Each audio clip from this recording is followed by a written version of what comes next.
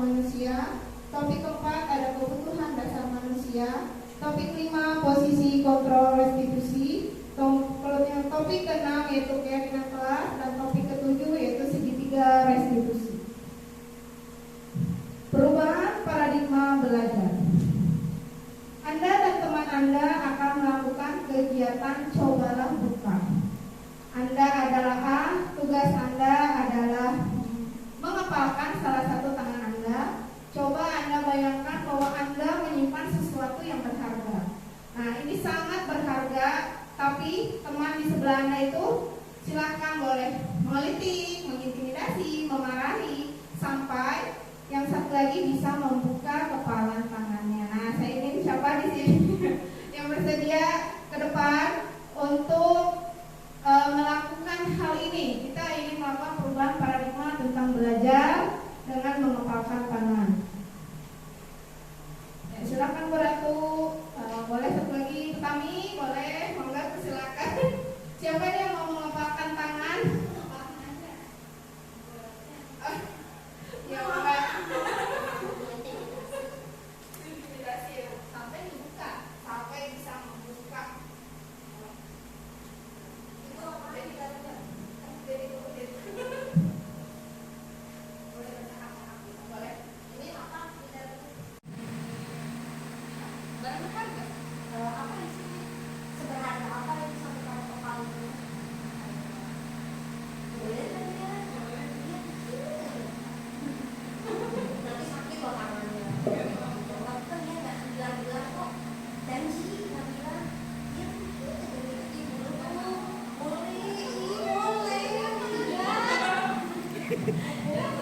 Sampai mengintimidasi masih tetap dikepal oleh Petami. Jadi Petami akan membuka tidak? Tidak. Bagaimana nih Bu Ratu? Petami tidak akan membuka. Apa yang akan Bu Ratu? Boleh. Tetap dikepal oleh Petami. Aduh, cara apa lagi Bu Ratu agar Petami bisa membuka kepalan tangannya? Pegangin, dipaksa. Ya, coba lakukan lagi. Ternyata ya, terima kasih tepuk tangan semuanya. Terima kasih Bu Tami dan Bu Ratu. Bu Tami tetap kukuh mengepalkan tangan, tidak mau membuka tangannya. Kenapa? Apa yang terjadi dengan perubahan ini? Apakah Anda atau B membuka kepalan tangan Anda? Tadi Bu Tami tidak membuka ya. Kenapa Bu Tami tidak mau membuka kepalan tangan?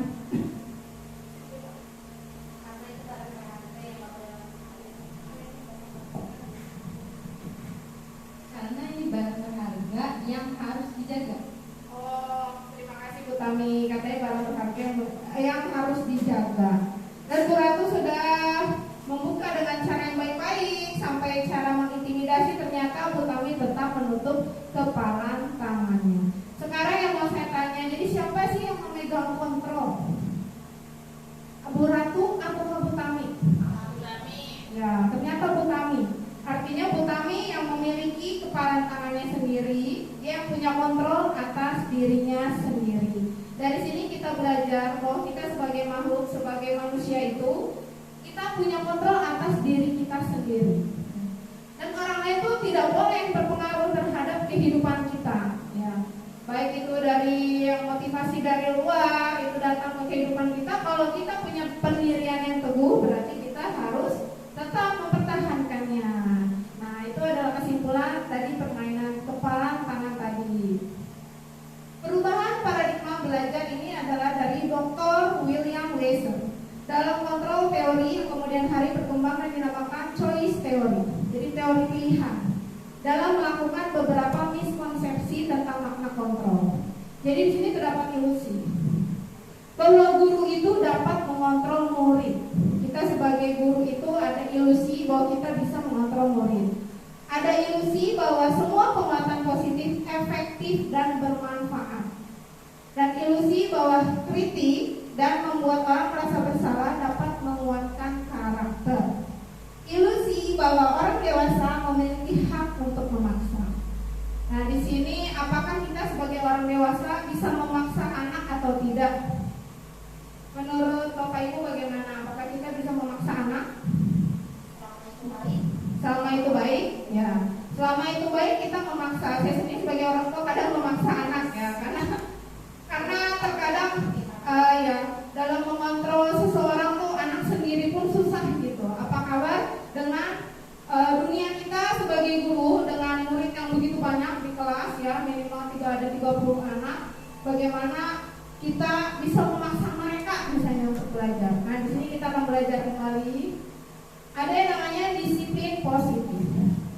Disiplin diri itu tanggung jawab terhadap apa yang dilakukannya karena mereka mendasarkan tindakan mereka pada nilai-nilai kebajikan universal.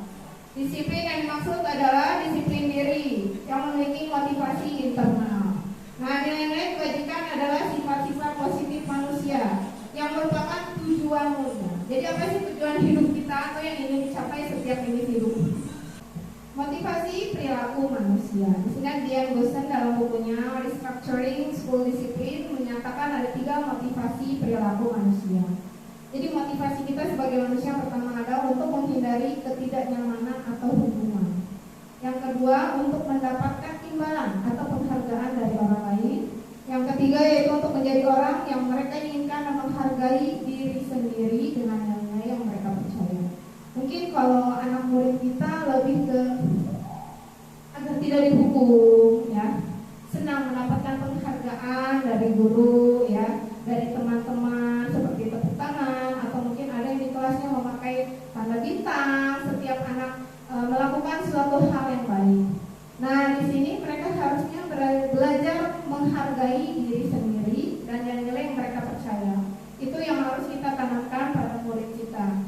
Nah, tujuan dari disiplin positif itu menanamkan motivasi. Yang ketiga yaitu murid kita itu untuk menjadi orang yang mereka inginkan dan menghargai diri sendiri dengan nilai-nilai yang mereka percaya.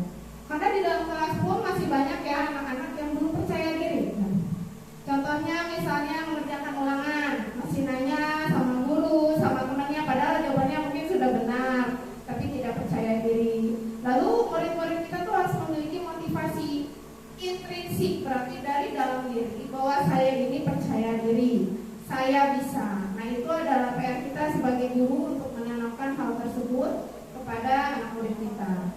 Nah, lalu ada juga nih mereka tetap berperilaku baik karena mereka ingin menjunjung tinggi nilai-nilai yang mereka hargai. Ini mungkin yang paling sulit.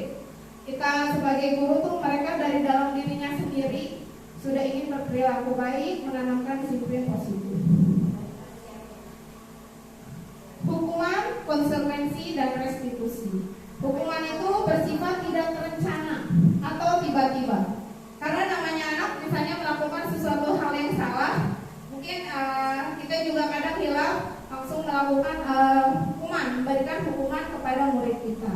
Ini dalam bentuk konsekuensi itu sudah terencana, sudah disepakati. Berarti kita sudah sepakat nih, jika anak melakukan hal yang salah, misalnya menyontek, kira-kira apa yang akan guru lakukan tuh dia udah tahu, ya, karena sudah dibicarakan bersama dengan guru. Tidak seperti hukuman. Tiba-tiba anak misalnya tidak sengaja atau misalnya menendang temannya atau apa, guru langsung menghukum misalnya. Nah, kalau konsekuensi mereka sudah tahu duluan nih. Nah, tapi ada yang namanya restitusi. Ini yang paling tinggi tingkatannya. Jadi proses kolaboratif yang mengajarkan murid untuk mencari solusi.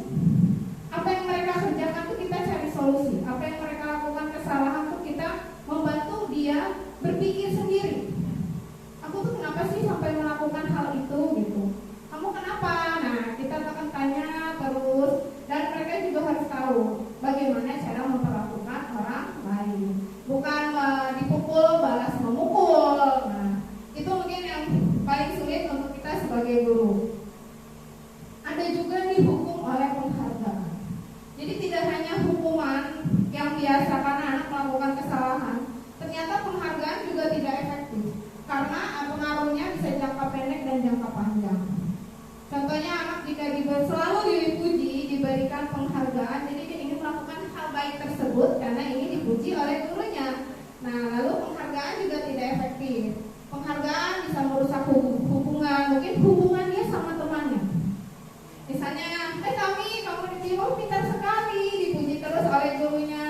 Widinya jadi, apaan sih, Tami dipuji terus. Nah, ada juga anak yang seperti itu. Lalu penghargaan juga mengurangi ketepatan. Ketepatan dalam apa? Dalam dia mengerjakan sesuatu. Ingin cepat beres agar dipuji misalnya sama gurunya. Lalu menurunkan kualitas, mematikan kreativitas, dan penghargaan itu menghukum. Berarti ada yang salah juga nih selama ini. Saya juga masih belajar bagaimana memberikan penghargaan kepada anak didik. Jangan sampai penghargaan itu ternyata membuat mereka tuh dihukum juga ternyata.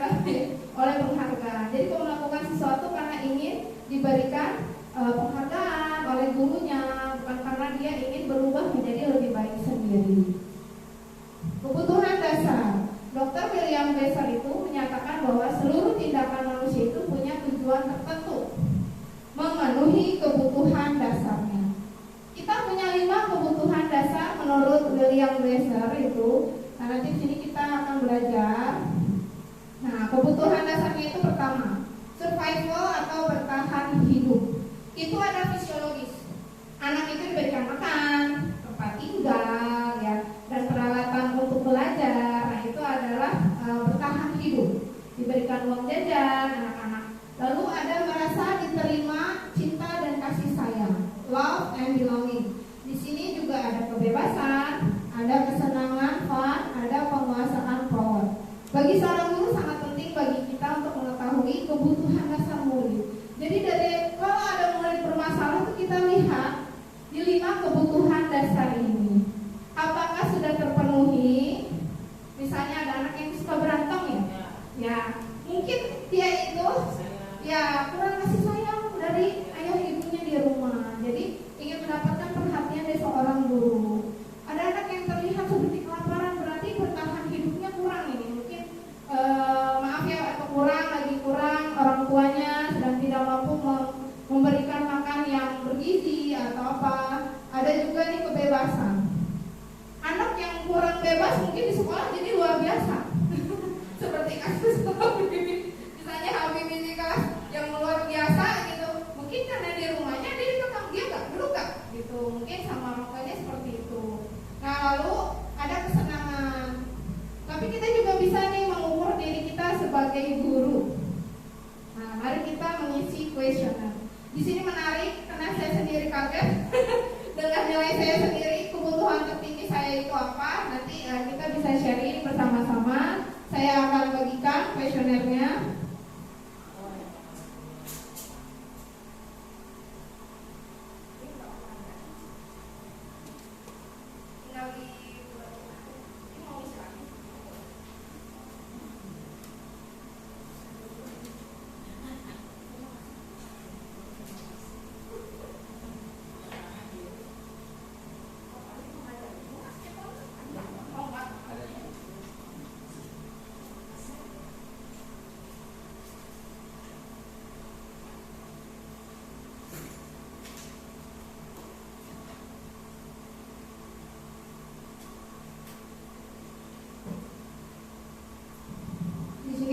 Saya beri tanda, ada tanda merah 1 sampai 10, ada tanda kuning 11 sampai 20, lalu tanda biru 21 sampai 30 dan tanda jingga 31 sampai 40. Jadi ada 4. Nanti saya akan bercerita mana yang termasuk penguasaan, mana yang termasuk kebebasan. Bisa dilingkari saja ya. Kita sedang menilai diri sendiri tentang kebutuhan dasar hidup kita. Ya, dilingkari.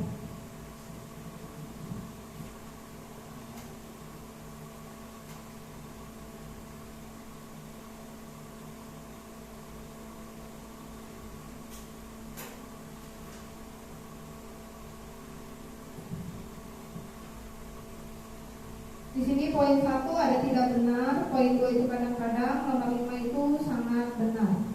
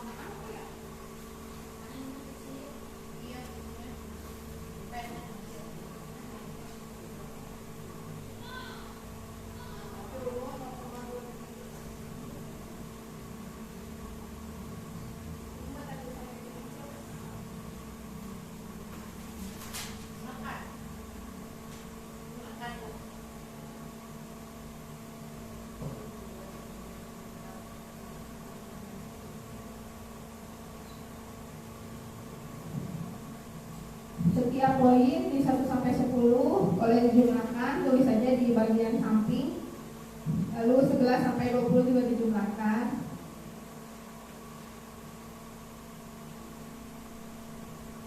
Nanti kita akan lihat mana poin yang tertinggi dan mana poin yang terendah.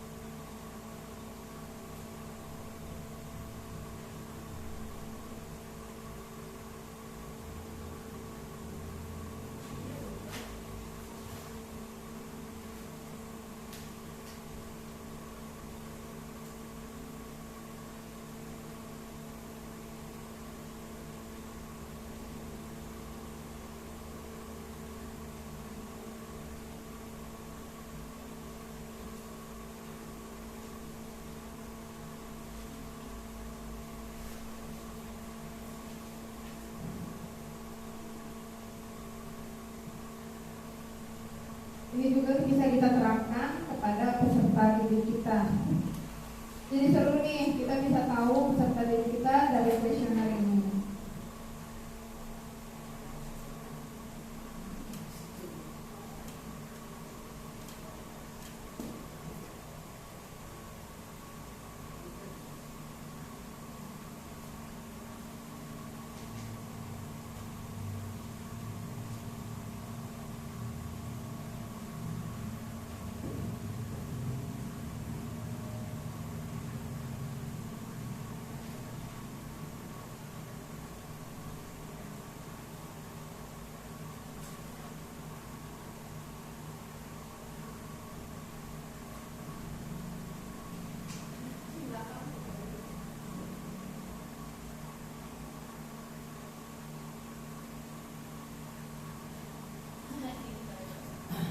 Ada yang sudah selesai? Pak Farid sudah? Yang poin tertinggi apa tuh Pak Farid? Apa yang tertinggi? Poin tertinggi, ya jumlahkan aja dulu. Oh iya, jumlahkan dulu. Yang merah, yang kuning ya. Yang paling tinggi yang merah. Kurang tuh paling tinggi yang merah. Kamu sangat membutuhkan ini berarti nanti ya. Kita bareng-bareng.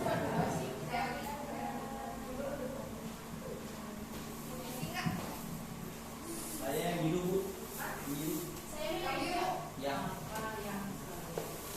Yang hijau bisa nggak? Biru. Yang paling tinggi ya. Nah, kebutuhan mana yang paling tinggi skornya? Paling tinggi. Sekarang kita lihat yang paling tinggi skornya yang mana? Kuning. Iya. Yang kuning berarti pertanyaan nomor 11 sampai 20. Berarti Bu Idi kebutuhan tertingginya adalah penguasaan. Apa tuh? Kebutuhan pengakuan atas kemampuan. Kebutuhan tertinggi ya. Itu diakui. Butuh diakui. Masya Allah. Kalau kemarin warna apa tadi? Biru. Warna biru berarti 21 sampai 30. Berarti Pak Farid kebutuhan tertingginya butuh bebas. Oh, apakah Pak Farid kurang bebas? Masih sendiri ya Pak Farid, tapi butuh bebas. Yang paling rendah apa Bu ini? Paling rendah yang merah. Yang merah. Berarti yang merah. Oh iya. Bu ini masih butuh disayangi yang banyak. Apa? Aku udah terpenuhi. Oh ya udah terpenuhi ya. Mana terbalik ya? Iya, makanya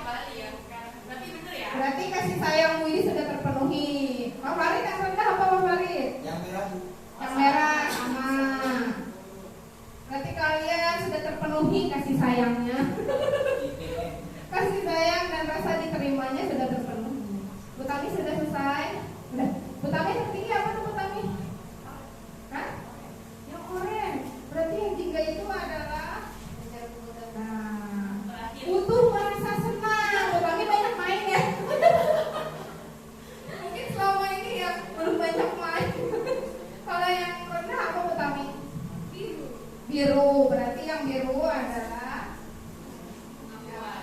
poin 21. Oh, kebebasan berarti sudah bebas berarti Butami ya. Alhamdulillah ya. Kebutuhan akan kebebasan, akan pilihannya sudah terpenuhi ya. Untuk saat ini ya. Kadang kuesioner juga ya kalau ya berubah sesuai dengan kehidupan kita juga ya.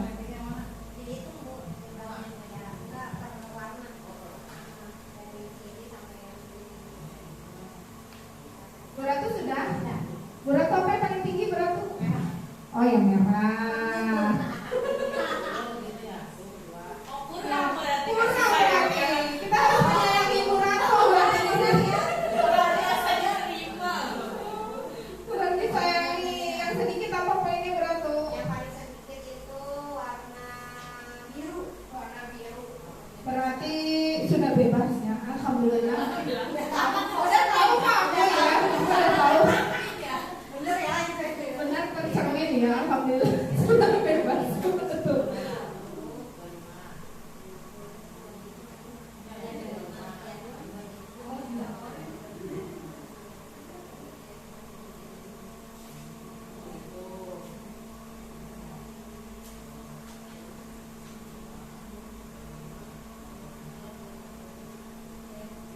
Bu Haji nih Bu Kusum.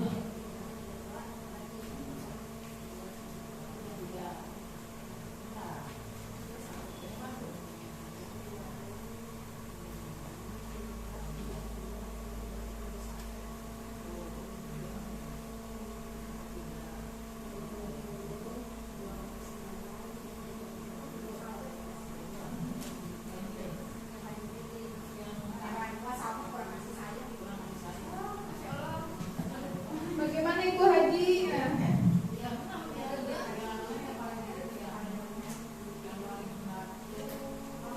Ibu yang paling tinggi yang warna apa Bu?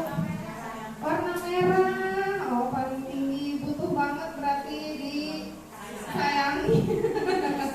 Kasih sayang dan rasa diterima. Yang rendahnya apa Ibu? Warna biru. Berarti sama ya kayak berat tuh ya. Sudah terpenuhi. Pukul sama pukul sama. Paling tinggi warna biru. Butuh bebas ya berarti. Butuh kebebasan ya. Oh iya iya.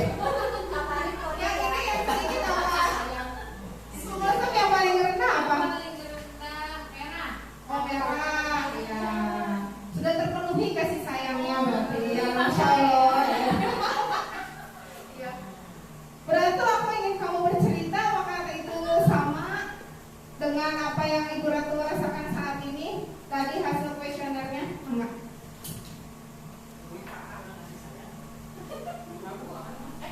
Bismillahirrahmanirrahim. Assalamualaikum warahmatullahi wabarakatuh. Hasil kuesionernya tadi nilai terbesar adalah di warna merah, di mana katanya saya masih membutuhkan banyak sekali kasih sayang. Padahal menurut saya kasih sayang yang didapat entah itu dari keluarga, dari teman-teman itu sudah menurut saya sudah terpenuhi, tapi entah masih ada ruang kosong mungkin di hati saya yang perlu kabari tolong kode ya. Lalu kalau yang soal yang terendah itu tadi warna merah, biru ya, biru, di mana saya memiliki kebebasan yang cukup. Ya alhamdulillah memang suami saya, keluarga saya tidak membonsai saya karena memang saya sudah bonsai. Jadi saya diberi kebebasan penuh untuk hidup saya karena mereka tahu saya punya ring tersendiri di tubuh saya. Terima kasih. Terima kasih, Masya Allah Bu Ratu. Ya. Aku mau laki-laki dong.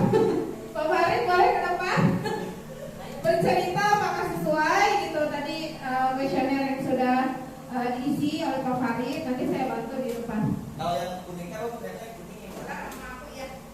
Yang tingginya warna apa tadi? biru ya. Assalamualaikum warahmatullahi wabarakatuh.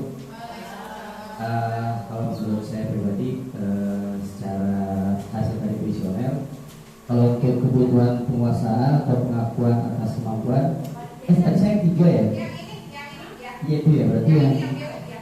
Yang tinggi berarti Pak Farid kebutuhan anak pilihan ya.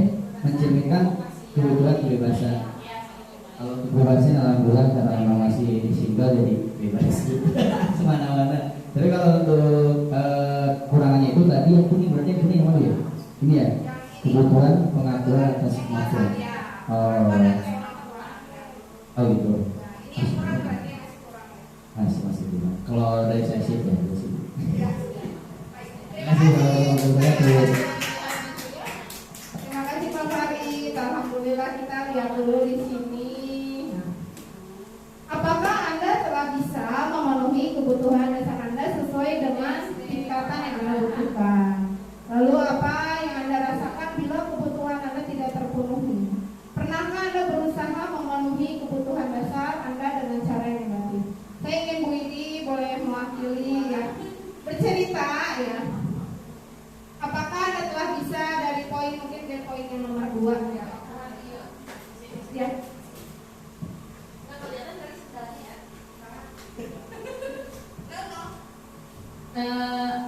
Pertanyaan nomor 2, apakah Anda telah bisa memenuhi kebutuhan dasar Anda?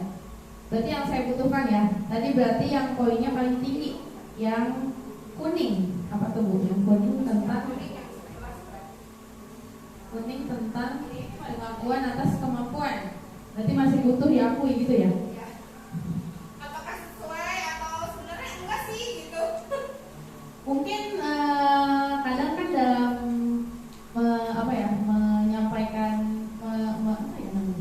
mengungkapkan isi hati ya, karena kan ada perasaan denial ya dalam diri kita. Mungkin sebenarnya kita enggak, aku ini kok gitu Pak, tapi padahal mungkin justru itulah menurut ini pertanyaan-pertanyaan ini ternyata saya masih merasa butuh untuk diakui gitu ya, di yang kuning itu ya.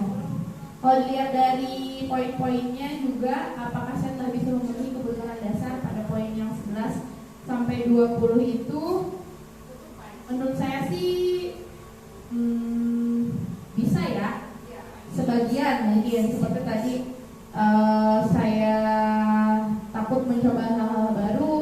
Alhamdulillah yang saya rasakan sering merasa mampu gitu atau bersedia gitu untuk melakukan hal-hal baru. Mungkin ada sebagian poin tadi di poin-poin yang saya tidak suka perubahan, mungkin terkadang ada perasaan sulit juga ya untuk berubah tuh, kadang kita nggak mau beranjak gitu dari suatu zona nyaman mungkin ya Bu gitu ya. Berikutnya pertanyaan, jadi setengah-setengah mungkin Bu jawabannya. Untuk yang nomor 3, apa yang Anda rasakan bila kebutuhan Anda tidak terpenuhi? Mungkin kadang merasa moodnya kurang baik ya, bete gitu ya, merasa bete. Kenapa sih kok saya nggak bisa memenuhi ini gitu? Apa yang kurang, apa yang salah? Mungkin pernah ada perasaan seperti itu. Kalau suatu kebutuhan tidak terpenuhi, misalnya di sini kan ada pertanyaan tentang saya tidak suka membuat kesalahan gitu ya Bu. Jujur sekali sebagai seorang Aries ya Bu, nggak suka membuat kesalahan dan selalu ingin terlihat benar gitu. Nah kadang ketika gue salah, saya salah gitu, kadang ada perasaan nggak suka gitu terhadap kinerja diri lah gitu, terhadap itu. Berikutnya, pernahkah Anda berusaha memenuhi kebutuhan dasar Anda dengan cara yang negatif? Dengan cara yang negatif apa ya contohnya? Mungkin tidak sih ya, dengan cara berbohong mungkin atau manipulasi. Alhamdulillah yang saya rasakan sih belum pernah begitu. Ya, Terima kasih Bu. Ya alhamdulillah sudah diwakili tadi. Ya terkadang kalau misalnya kebutuhan dasar hidup kita itu memang kadang berbeda waktu, berbeda juga ya kebutuhannya ya. Misalnya masalah ekonomi, misalnya sekarang kita sedang tidak punya, ternyata ada di lain waktu nanti kita sedang punya gitu, berarti kebutuhan dasarnya sudah terpenuhi. Terus ada kebutuhan dasar yang lain juga mungkin sekarang terpenuhi, ternyata di lain waktu tidak ya. Jadi ini tidak akan selalu seperti itu. Saya sendiri sedang menghitung skor saya. Saya sendiri kaget, nilai tertinggi saya itu adalah penguasaan. Lalu nilai terendah saya adalah kebutuhan untuk merasa senang. Berarti saya selalu senang-senang. Sudah terpenuhi. Nah ini kenapa tinggi banget gitu. Saya butuh di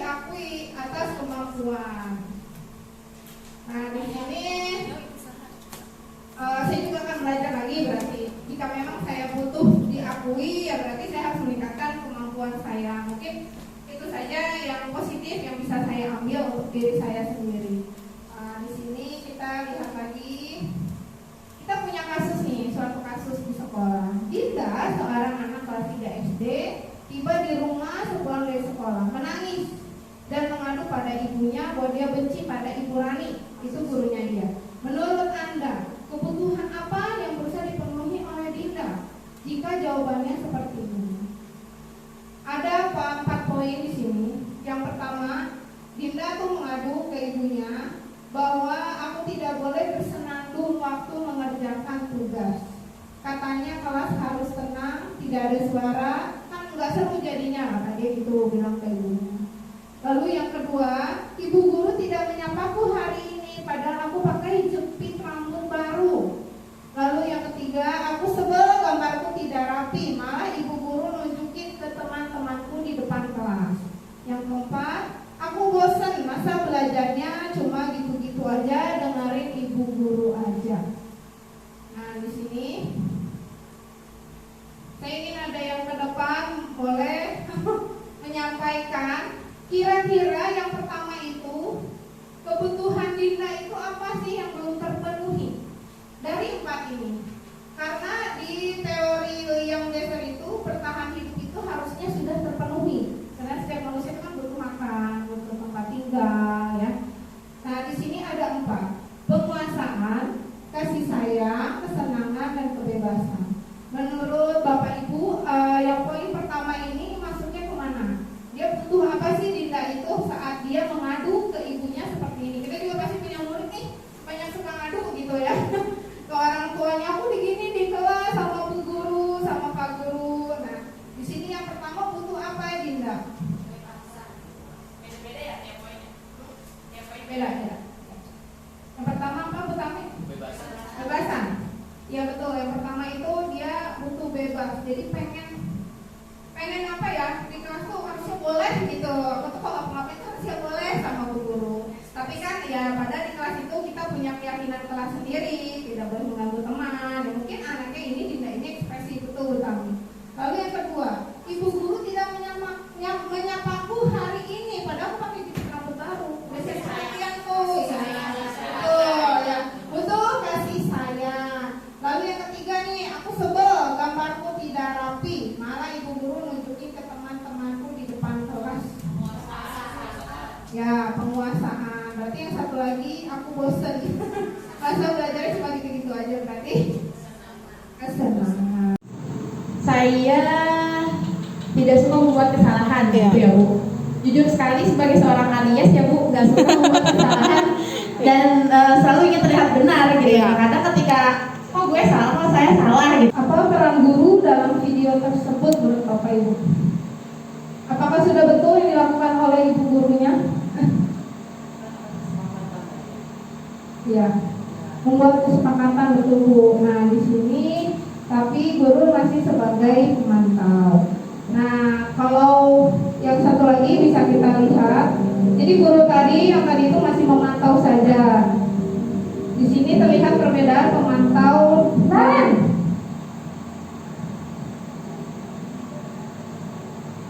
Selamat pagi Bu. Selamat pagi Naren. Maaf Bu, saya terlambat. Iya, sekolah masuknya jam 7, sekarang sudah jam 7.20. Jadi sekarang bagaimana ini Naren? Maaf Bu, saya lupa alarm saya semalam. Baiklah, menurut kamu, keyakinan sekolah yang mana yang perlu kamu tingkatkan? Menghargai diri sendiri dan orang lain mungkin ya Bu. Setuju. Jadi, apakah Naren meyakini prinsip saling menghormati tersebut? Iya Bu, saya meyakininya. Apakah Naren bersedia memperbaiki masalah keterlambatan ini? Bersedia Bu. Bagaimana kamu akan perbaiki masalah keterlambatan ini? Saya akan coba untuk tidak lupa menyetel alarm saya Bu. Baik, kalau Naren lupa menyetel alarm di rumah, ada orang yang kira-kira bisa bantu mengingatkan tidak? Ada Bu, kakak saya, Kak Emma. Ada lagi selain Kak Emma? Selain Kak Emma, ada ibu saya. Baik, jadi yang mengingatkan Naren adalah Kak Emma dan ibu kamu ya? Kira-kira akan mulai setel alarm kapan nih Naren? Setelah pulang sekolah. akan segera saya lakukan. Baik, jadi Naren akan setel alarm untuk bangun besok pagi dan akan diingatkan oleh kakak dan ibunda Naren ya. Ada lagi yang mungkin perlu dilakukan Naren agar tidak terlambat bangun lagi? Tidak ada, Bu. Baik Naren, terima kasih untuk kerjasama kamu. Sekarang kamu perlu kembali ke kelas untuk belajar. Baik, Bu. Terima kasih. Nah, di sini saya minta ada yang mau berpendapat, silakan Bu Tami. Apakah yang terakhir seperti apa menurut Bu Tami?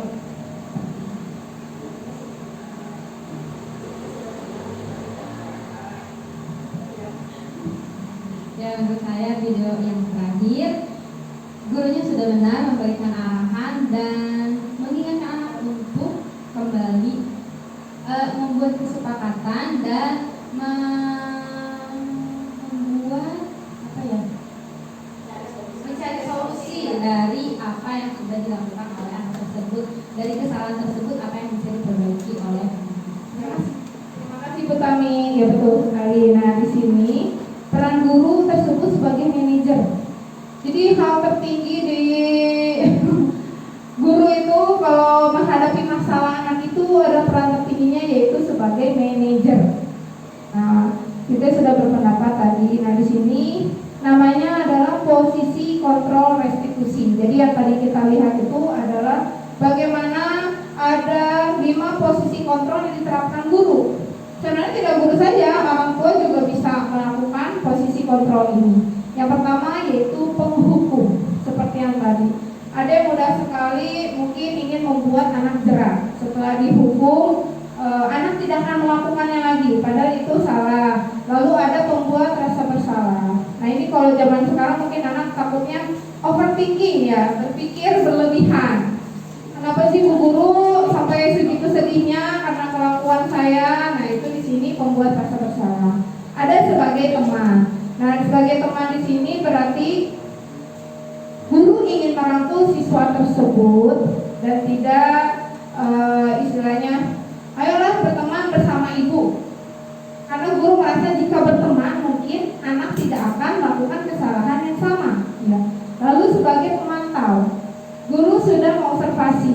Mungkin yang paling sering di sini guru itu ya, saya sendiri juga, yaitu membuat rasa bersalah. Kadang saya sebagai teman, karena anak murid saya mungkin udah kelas 6 SD ya, bukan anak kecil lagi. Mungkin anak kecil lebih senang dibikin bersalah. Kalau dirinya tuh bersalah melakukan hal itu. Ternyata yang paling betul itu adalah menjadi manajer. Bertanya kepada siswa keyakinan kenapa melanggar keyakinan yang sudah dibuat, mencari solusi bersama-sama. Nah ternyata ada motivasi eksternal, ada motivasi intrinsik. Yang tadi penghukum, pembuat orang merasa bersalah, teman dan pemantau itu adalah motivasi eksternal. X itu apa? Dari luar. Jadi dalam diri siswa itu tidak akan mengena jika guru menjadi kontrolnya itu menghukum, membuat orang merasa bersalah, teman dan pemantau. Kontrol diri yang paling baik itu adalah manajer. Ya. Saat guru bisa menjadi manajer, nah guru itu belajar bagaimana mengelola emosi anak tersebut, bagaimana agar anak tersebut memiliki keyakinan di dalam dirinya sendiri. Walaupun saya pernah melakukannya dan anak itu masih ada yang seperti itu sama, karena anak itu juga istilahnya manusia, benar-benar makhluk hidup yang bisa berpikir, bisa berbuat semau mereka. Tapi kita sebagai guru harus bisa terus istilahnya membuat mereka yakin bahwa apa yang mereka lakukan itu salah dan harus dicari solusinya. Mungkin saya ingin minta Pak Indri untuk ke depan. Mas Indri itu biasanya kalau ke Pak Indri itu kalau biasanya ke anak itu kalau ada anak nih melakukan kesalahan, apakah Pak Indri menghukum, membuat dia merasa bersalah dengan kata-kata Pak Indri? Apakah menjadi teman, diajak gitu, diajak ngobrol ya seperti teman? Ataukah sebagai pemantau Pak Indri selalu memberikan, kamu kan kemarin udah begini, kamu kemarin sudah telat, hari ini telat lagi. Nah itu karena sudah memantau gitu Pak Indri. Apakah Pak Indri solusi yang akan dipecahkan jika anak tersebut melakukan kesalahan lagi. Biasanya anak kecil ya kelas 3 ya? Iya. Membuat merasa bersalah. Terus mana? Udah ada lah. Ya, Mas ini biasanya ngapain? Kalau saya itu membuat alasan untuk murid-muridnya yang teman itu. Oh, yang teman. Ya, membuatkan alasan untuk murid-muridnya. Ya, baik. Terima kasih Pak Indri. Berarti Pak Indri sebagai teman. Pak Indri mengajar di kelas 3. Jadi seperti ini ya, guru berkata, lakukan untuk Bapak. Nanti kalau sudah Bapak bantu bereskan misalnya. Oh, berarti Pak Indri sudah teman. Saya ingin tahu yang kalau misalnya ngajar di kelas 1 Mangga Beratung ke Bu Widi biasanya melakukan apa sih kalau misalnya ke anak itu ya? Posisi kontrol sebagai guru tuh apa kalau biasanya di kelas 1? Saya juga ingin tahu karena biasa ngajar kelas 6. Biasanya sih kalau untuk saya itu membuat merasa bersalah ya. Jadi kalau dikerasin itu mungkin kelas 1 saya juga bukan tipe orang yang suka marah-marah yang seperti tadi Naren itu ya di posisi menghukum. Tapi kadang jadi berekspektasi gitu terhadap anak, pengen anak bisa gitu materi yang kita sampaikan. Jadi kalau sudah kesal biasanya suka berkata gitu kepada anak, aduh nak itu kayak seperti itu ya, ibu udah teriak-teriak, kamu belum nggak ngedengerin juga gitu kan. Terus misalnya ibu sudah pakai cara A, cara B, cara C, tapi kamu masih nggak mau dengerin ibu juga. Jadi kamu ini gimana sih maunya apa misalnya gitu. Jadi masih yang membuat rasa bersalah tadi seperti yang itu kan, ibu jangan sampai ibu jantungan bilang gitu ya kan, suka jadi membuat anak merasa bersalah. Pernah juga sih waktu kemarin waktu pas kegiatan kultum ya hari Jumat, karena merasa anak-anak tuh tidak tertib gitu ya, sampai saya sampaikan di depan anak bahwa ibu kecewa ya sama kalian semua gitu. Ya ternyata itu salah gitu, karena kita membuat mereka merasa bersalah gitu. Terima kasih. Alhamdulillah. Kita juga belajar bersama-sama. Saya juga tidak selalu bisa menjadi manajer ya. Kadang melihat anaknya juga gitu. Kadang kalau dari dalam diri belum mau berubah juga sulit. Apalagi kalau di rumahnya sendiri dia berperilaku seperti itu, tapi tidak ada yang menegur, tidak ada yang mencarikan solusi gitu. Memang luar biasa kita sebagai guru. Nah, di sini mengapa keyakinan sekolah atau kelas? Kenapa sih kita tidak sebut peraturan? Jadi yang baik itu kita tidak menyebut peraturan.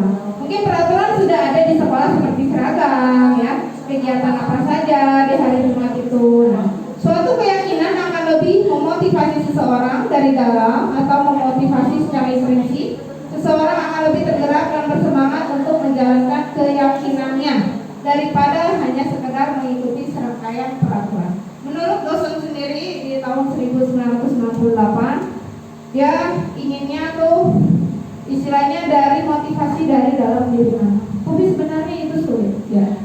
Itu sulit sekali ya, tapi nggak apa-apa, kita belajar teorinya dulu, nanti prakteknya perlahan. Mungkin tadinya penghukum, kita merubah jadi pembuat rasa bersalah. Kita sebagai teman, sebagai pemantau ke anak-anak, lalu bisa menjadi manajer. Nah, prosedur pembuatan keyakinan kelas. Mungkin di sini sudah ada juga ya yang membuat keyakinan kelas, dan juga baru kemarin ya, karena baru belajar juga. Nah, di sini kita bertanya kepada murid. Ya. Jadi membuat keyakinan itu bukan guru yang hanya membuat aturan, tapi murid sendiri yang melontarkan keinginan mereka, keyakinan mereka di sekolah, di kelas harus seperti apa. Nah, lalu di sini,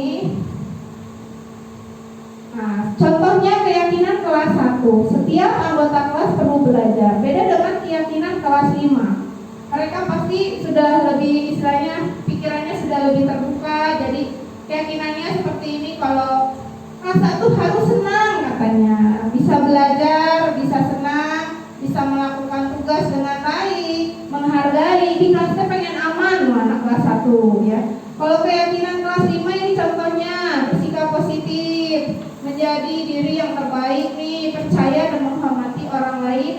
miliknya, berkomitmen pada setiap tugas, senantiasa membantu. Seperti kemarin di kelas 6, saya juga ada video. Nah, saya membuat keyakinan kelas 6A baru kemarin, karena baru sempat kemarin juga nih tanggal 19 Oktober. Di sini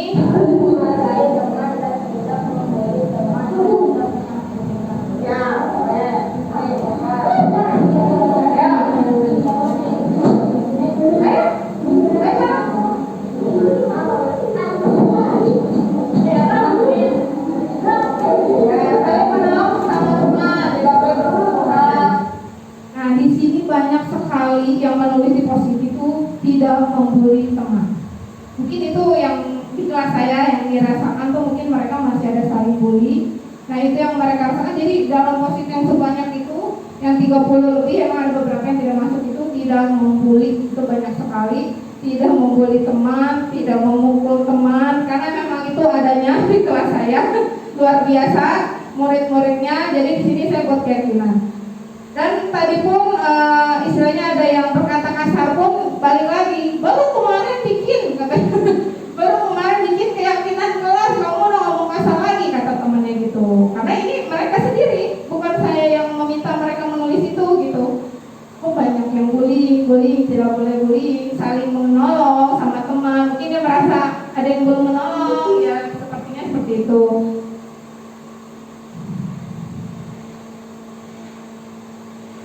Nah, di sini saya membantu mengubah kalimat negatif menjadi kalimat positif sebagai keyakinan kelas.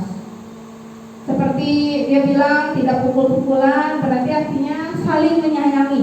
Ya, misalnya kalau anak kelas 1 mungkin apa ya Bu? Ya, saling menyayangi ya, sama ya. Ingin tolong menolong, berarti saya nulis saling tolong menolong. Katanya nggak boleh ngejek orang tua. Nah, di kelas 6 itu sering banget ngejek nama orang tua. Akhirnya mereka bilang tidak mengejek orang tua. Itu ada kalimat negatif karena tidak boleh pakai kata tidak. Ya, tidak itu diganti. Jadi saya membantu anak-anak untuk mengganti kata tidak itu. Tidak mengejek orang tua. Berarti saya udah tulis saja saling menghormati sesama teman. Nah, keyakinan kelas sudah selesai dibuat bersama-sama. Di sini ada 11 karena itu berdasarkan mereka sendiri. Jadi saya cuma memandu. Di sini saling menghargai teman, menyayangi teman, menghormati, toleransi, makan dan minum saat istirahat. Karena memang kadang ada yang bawa bekal teh udah dimakanin, udah dimakan di kelas gitu, temennya ngeliatin aja. Nah, lalu saling tolong menolong, bermain dengan siapa saja. Karena di kelas 6 itu bilangnya ada geng. Aku punya geng ini, kelompok mainnya ini. Lalu sopan dan santun, membuang sampah pada tempat sampah karena masih ada yang buang di dalam kolong meja. Lalu menjaga kebersihan lingkungan, memakai topi saat di luar ruang kelas. Saya bilang ya memang ini dari istilahnya dari diri mereka sendiri. Nah, segitiga restitusi itu yang pertama menstabilkan identitas. Jika kita memiliki masalah dengan peserta didik kita, yang pertama itu kita harus menstabilkan diri mereka dahulu. Mungkin yang emosi biar ditekan dulu, diredam dulu emosinya. Di sini adalah menstabilkan identitas. Jadi sebenarnya tuh mereka melakukan itu karena ada kebutuhan dasarnya yang tidak terpenuhi. Tadi kembali lagi ke kebutuhan dasar, mungkin kurang kasih sayang dari orang tua misalnya. Makanya dia melakukan misalnya berantem sama temannya. Lalu yang kedua, setelah menstabilkan identitas, kita akan belajar validasi tindakan yang salah. Kita tanya, tadi apa sih yang kamu lakukan? Kenapa kamu seperti itu? Misalnya memukul teman atau apa? Kita tanya kenapa gitu. Lalu kita menanyakan keyakinan.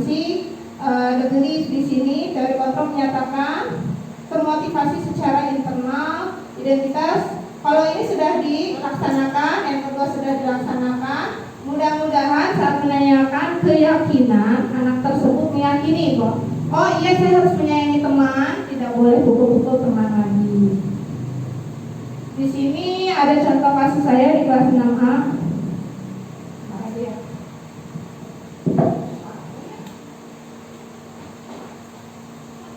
FM record. Lampu mode. Bluetooth mode.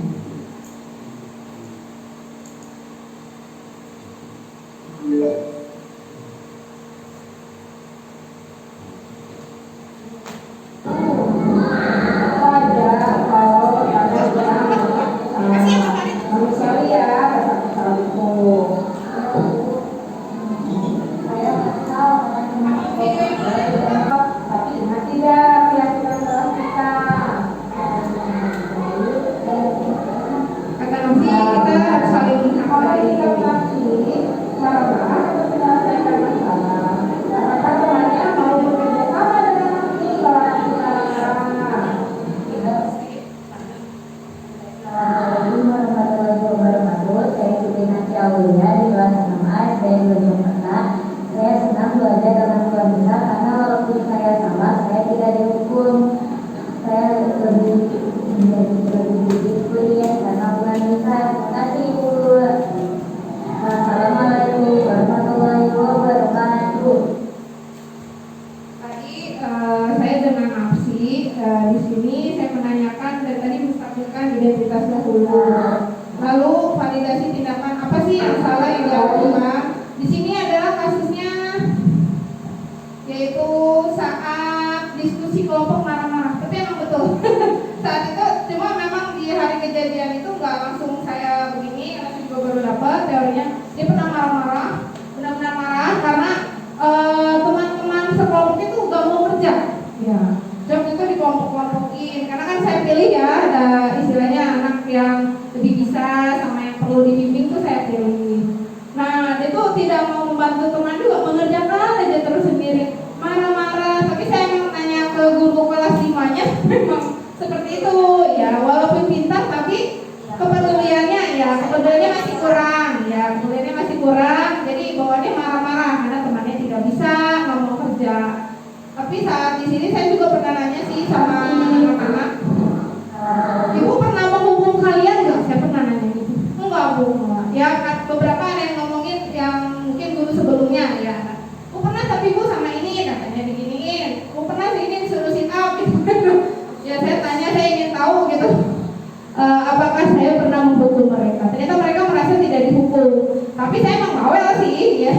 Kadang seperti itu sih sama teman. Nah saya paling itu membuat mereka merasa bersalah. Mungkin di sini saya belajar menjadi manajer karena luar biasa sekali anak-anak murid kelas 6 yang sekarang. Pak Indri juga tahu jelur nangis dua-duanya. Kaget ya, saya juga kaget baru nemu murid-murid seperti ini dan saya juga mendapatkan ilmu yang luar biasa.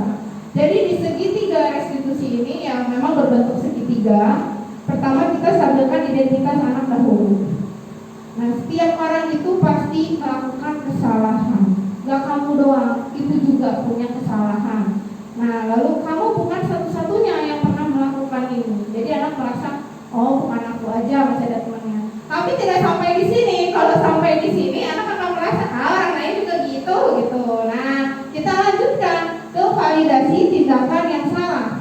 Kamu punya alasan tuh, kenapa kamu melakukan hal itu. Kayak tadi Napsi marah-marah sama temennya punya alasan. Mungkin karena kesal, karena temannya tidak ikut membantu. Karena mungkin temannya nggak ngerti, ya itu karena dia pintar. Adakah cara yang lebih efektif untuk mendapatkan apa yang kamu butuhkan? Kira-kira Napsi bisa nggak diskusi sama temannya? Ayo bantu, kasih aja yang mudah dulu gitu teman-temannya. Setidaknya semuanya jadi belajar. Tidak Napsi sendiri yang mengerjakan semua, kesal sendiri, marah sendiri. Lalu yang ketiga yaitu menanyakan keyakinan. Kita tanyakan lagi, keyakinan kan sudah dibuat. Terus menurut kamu apa sih keyakinan kelas apa yang sudah disepakati? Misalnya menghargai orang lain, kan berarti dia tidak menghargai temannya. Istilahnya temannya nggak bisa, tapi malah marah, harusnya kan dibantu gitu.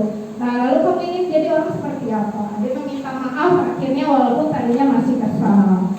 Tadi yang di sini kita tanyakan keyakinannya. Kamu tuh maunya seperti apa? Maunya semuanya kerja Bu katanya. Maunya semuanya ikut diskusi mengerjakan. Oh kalau gitu berarti tinggal tanya baik-baik temannya bisa mengerjakan yang mana bersama-sama.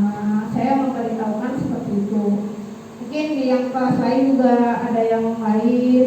Nah, ada sedikit pertanyaan itu untuk poin yang validasi tindakan yang salah gitu ya Bu. Jadi kan karena saya guru di kelas rendah ya Bu, kelas 1. Ketika menstabilkan identitas itu kan pernyataan dari kita ya Bu, setiap orang punya kesalahan. Kemarin ada yang seperti ini misalnya kita contohkan. Nah di bagian validasi tindakan ini terkadang kan kelas 1 tuh masih malu-malu ya Bu, dan entah ini karena bawaan dari rumah atau bagaimana, ketika kita ingin tanya gitu kepada mereka, kenapa kamu misalnya tadi main kartu di kelas atau kenapa kamu pukul temannya. Nah seringnya itu di kelas 1 stuck Bu, nggak ada jawaban karena mereka takut. Jadi udah takut duluan, seringnya itu menangis atau udah ya nggak mau jawab aja gitu Bu. Pada akhirnya jadi kita tidak bisa melanjutkan diskusi ya ke menanyakan keyakinan kelas kita kita sendiri. Nah itu bagaimana Bu kira-kira solusinya? Terima kasih. Terima kasih atas pertanyaan dari Ibu Idi. Memang betul ya, kalau kelas rendah saat anak baru ditanya nangis gitu ya, jadi tidak selesai gitu. Mungkin kalau menurut saya bisa keesokan harinya kita ajak, jadi saat anaknya sudah emosinya sudah stabil gitu, kita tanya lagi, kemarin kamu kenapa? Kok ibu tanya nangis? Mungkin ada anak yang akan nangis lagi, mungkin ya, atau mungkin dia akan berbicara, iya bu habis kemarin ini, soalnya saya punya anak sendiri gitu ya, saya tanya dia baru jawab istilahnya keesokan harinya gitu ya. Anak saya sendiri waktu itu di kelas 1, di kelas 2 kalau saya ada masalah saya tanya, baru ceritanya keesokan harinya. Jadi mereka tuh butuh istilahnya butuh mood butuh, aku nggak mau jawab ke guru kemarin soalnya takut misalnya, itu mungkin anak kelas itu. Jadi keesokan harinya kita juga tidak boleh lupa sebagai guru, oh ini ada masalah ini nih belum selesai gitu, anaknya harus kita rangkul kembali, kita tanyakan lagi sampai kita bisa membuat keyakinan apa bagaimana. Jadi emosinya harus stabil dulu. Mungkin itu saja. Terima kasih pertanyaannya Bu Idi. Kesimpulannya dari awal yaitu disiplin positif guru. Guru dapat memotivasi peserta didik dengan motivasi intrinsik dari dalam dirinya dengan menanyakan keyakinan. Jadi keyakinan kelas itu luar biasa harusnya dampaknya bagi mereka karena mereka yang buat sendiri ya. Lalu guru pun dapat menganalisis kebutuhan dari peserta didik sehingga dapat memposisikan diri sebagai manajer. Nah, guru harus menganalisis kebutuhan peserta didik. Kita harus bisa nih belajar menjadi manajer walaupun butuh waktu. Memang butuh waktu, tidak seperti ngomong ayo sit up, udah sit up, udah selesai. Memang itu butuh waktu dan butuh ya lumayan bertanya satu persatu gitu, apalagi kalau misalnya melakukan kesalahannya banyak muridnya. Ya, semoga kita semua dapat menciptakan budaya positif dimanapun kita berada, terutama di lingkungan sekolah. Dengan belajar, ya alhamdulillah dengan belajar seperti ini kita bisa gitu. Mudah-mudahan kita bisa, semuanya pasti mampu. Guru SDN Bojongkerta untuk menerapkan budaya positif. Terima kasih Bapak Ibu guru hebat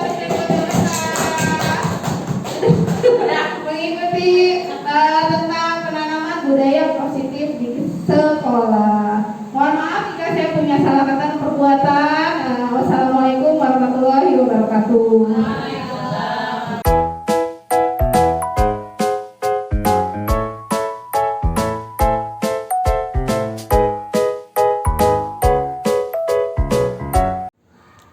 Assalamualaikum warahmatullahi wabarakatuh. Nama saya Widyawati Elianingsih dari SDN Bojongkerta.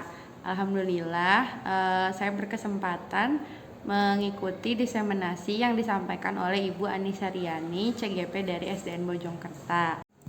Alhamdulillah kami mendapatkan pematerian yang pertama itu mengenai disiplin positif. Selain itu juga mendapatkan materi mengenai 5 posisi kontrol. Nah, kesan-pesannya dari diseminasi kemarin mengenai materi 5 posisi kontrol ini sangat berkesan ya bagi saya khususnya, karena di 5 posisi kontrol itu kami diajak untuk mengamati dahulu contoh-contoh kontrol posisi guru gitu. Melalui bentuk-bentuk video disampaikan melalui media yang menarik. Di situ kami juga menganalisis sendiri gitu posisi kami saat menjadi seorang guru di kelas itu seperti apa, dan pada akhirnya kami diarahkan begitu untuk mengenal posisi kontrol guru yang seharusnya yang terbaik, yaitu menjadi seorang manajer. Pesannya semoga kedepannya Ibu Anissa Riani semakin sukses dan lancar dalam menjalankan kegiatan di CGP atau calon guru penggeraknya. Terima kasih.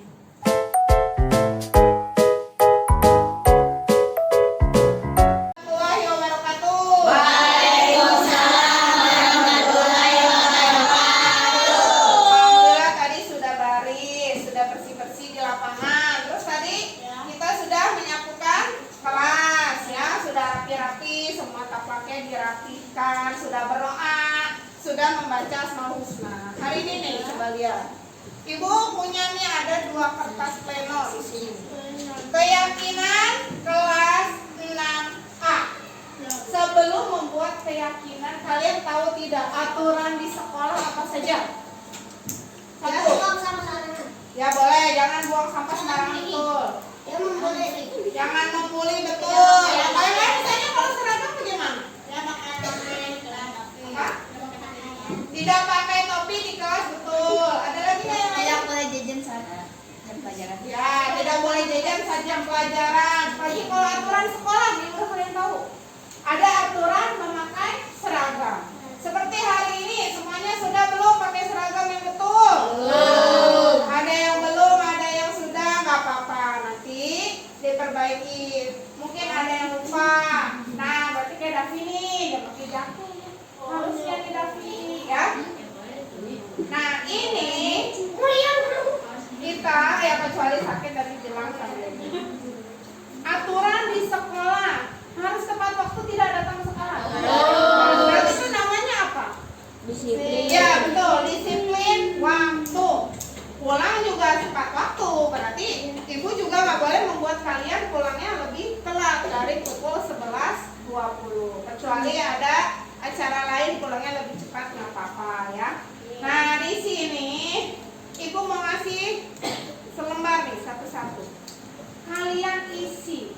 Menurut kalian apa aja yang harus ditambahkan nih?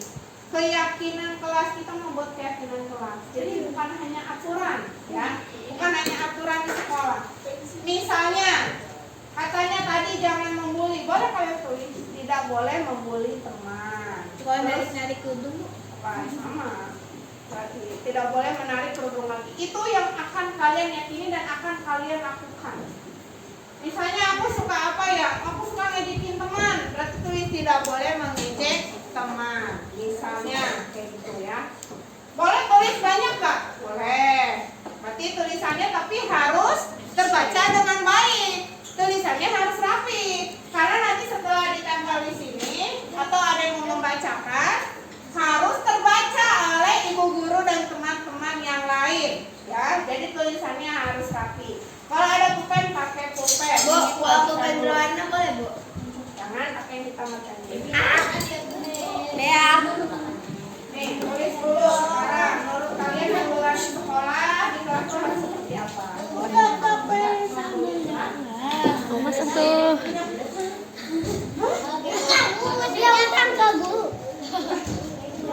Oh, sabun kan? Mencet tumbe. Buat besok ngajakan. Aturan di kelas harus datang.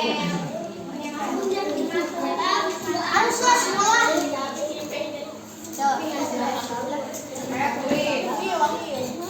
Misalnya tidak membuli, tidak boleh telat datang ke sekolah, Tidak boleh menggoro ya, Bu. Tidak boleh. tidak saling menyakitkan, saling menyayangi, saling menghayati. Contohnya kayak gitu ya. Kita ada sih kalian. Ibu pakai nama aja kan? Pakai. Nggak apa-apa ini pakai. Kita kan lagi belajar.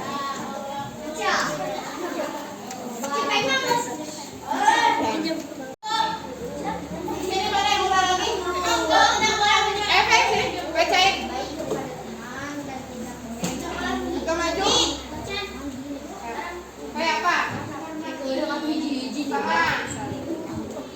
Yang keras suaranya. Tidak saling menyakiti teman. Apa itu yang kedua? Yang kedua suaranya. Tidak boleh bullying. Ya.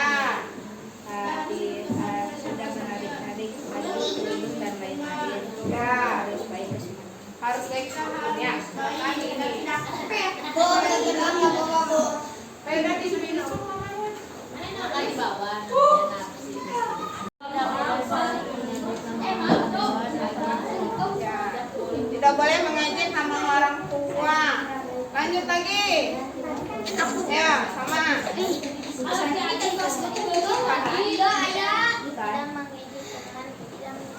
Iya.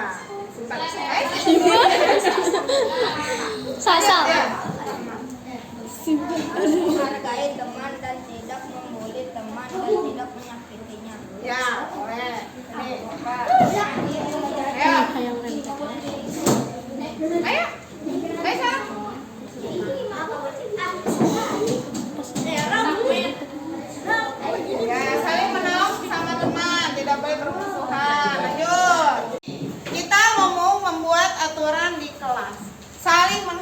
menghargai sesama teman.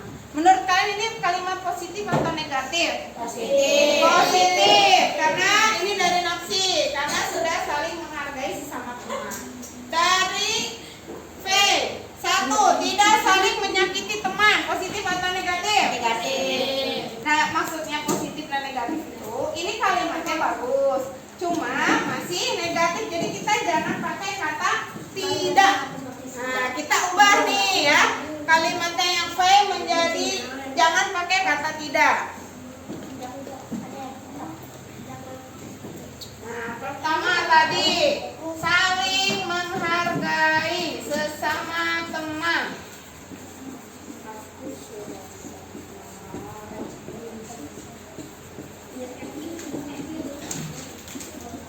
Yang kedua nih dari V, tidak saling menyakiti teman. Berarti kalimat positifnya apa? Negatif. Saling menyakiti teman. Saling menyayangi. Ya. Saling menyayangi teman.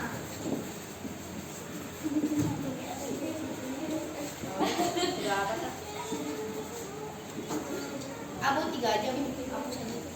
Tidak boleh bullying. Berarti tetap masih sama ya, saling menyayangi teman ya. Tidak boleh bullying. Artinya apa?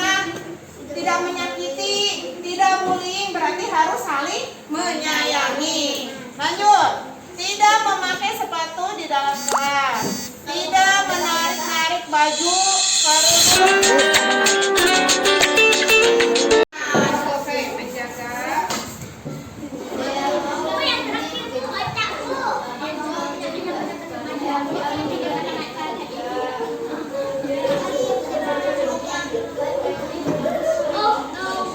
Lanjut, ada dari Niki nih.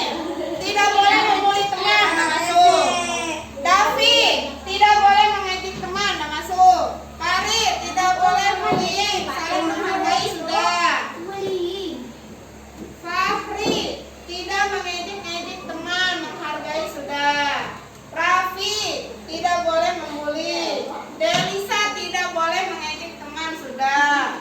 Tidak boleh membuli teman dan tidak boleh ejek-ejek nama orang tua. Fajri, harus saling menghormati. Taufik harus baik kepada teman, menghargai teman. Ya, sudah masuk. Nah, ini ada nih. Taufik Ramadan tidak boleh memakai topi di dalam kelas. Berarti kalimat Tidak positifnya memakai apa? topi di kelas, di dalam kelas. Ya, kalau tidak memakai topi berarti apa? Memakai topi di luar. saat di luar ruangan. Kasih sama mandi. Lari. Ada kayu. Yang mana? Berarti sama teman sekarang harus saling apa? Saling menyayangi. Benar nih. Ketua kelas Cicip udah bilang sama teman harus saling menyayangi. Berarti nggak ada lagi ya. Nah, makasih. Ayo, ke kelas ya.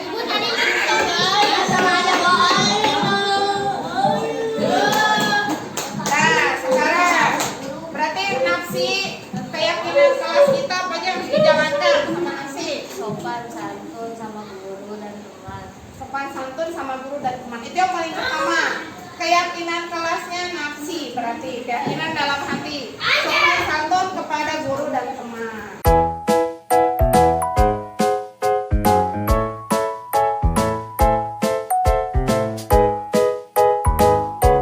Assalamualaikum warahmatullahi wabarakatuh. Saya Siti Nafsi Aulia di kelas 6A. Saya kemarin membuat keyakinan kelas. Saya senang dan teman-teman karena keyakinan kelas akan membuat kita disiplin dan semakin menghormati sesama teman. Kita harus saling menolong, toleransi ya, dan saling menyayangi sehingga di kelas tidak ada kericuhan saat belajar. Wassalamualaikum warahmatullahi wabarakatuh.